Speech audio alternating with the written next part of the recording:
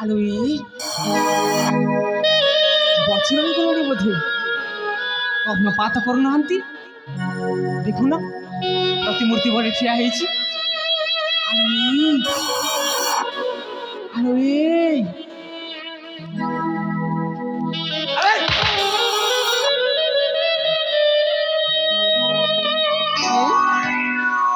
તમે તમે କିଏ? ଆଲୋ ମତେ ପଚାରୁଛ ମୁଁ କି? ହଁ ତମକୁ ପଚାରୁଛି। ମୁଁ ତ ମଣିଷ। ମଣିଷ ବୋଲି ତ ଜାଣିଛି, ତମ ପରିଚୟ କଣ?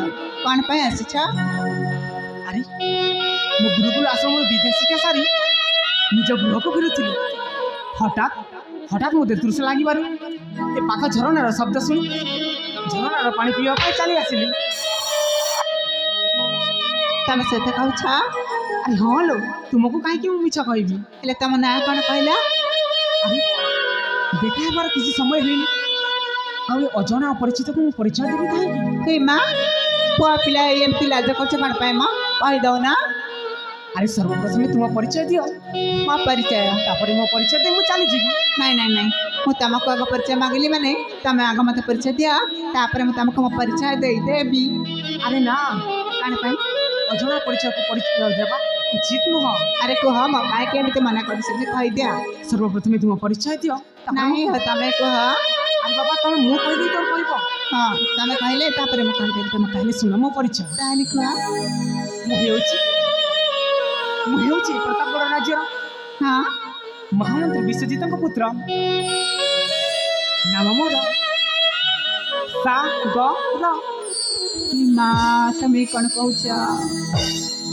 ତମେ ଏଇ ଆମ ରାଜ୍ୟର ପ୍ରତାପଗଡ଼ ରାଜା ପ୍ରତାପ ସେନଙ୍କ ପୁଅ। ତମେ ନା କଣ କହିଲ? ସାଗର। ଆରେ ମୁଁ ହେଉଛି ଏ ପ୍ରତାପଗଡ଼ ରାଜ୍ୟର ମହାମନ୍ତ୍ରୀ ବିଶ୍ୱଜିତଙ୍କ ପୁତ୍ର। ନାମ ମୋର ସାଗର। ହେଲେ ତମେ ମତେ ଚିହ୍ନି ପାରୁଛ? ଆରେ ନା ଲୋ, ଚିହ୍ନି ପାରୁନ? ନା ନା, ମନେ ପଡୁନି? ଆରେ ନା ଲୋ, ମତେ କିଛି ମନେ ପଡୁନି। ସେ ଧୂଳି ଖେଳ, ସେ ବାଲି ଘର, ମିଛି ମିଛିକା ବାହାଘର, ଏସବୁ କିଛି ମନେ ପଡୁନି? ଆରେ କୋଉ ଧୂଳି ଖେଳ, କୋଉ ମିଛି ମିଛିକା ବାହାଘର, ମୋର ତ କିଛି ହିଁ ମନେ ପଡୁନି। ଆରେ ଏଇ ମୋ ପରା ତମର ସେଇ ଛୁଆ ଦିନର ସାଙ୍ଗ, ମୋ ନାଁ ହେଉଛି ସୁରଭି, ଜାଣିନ?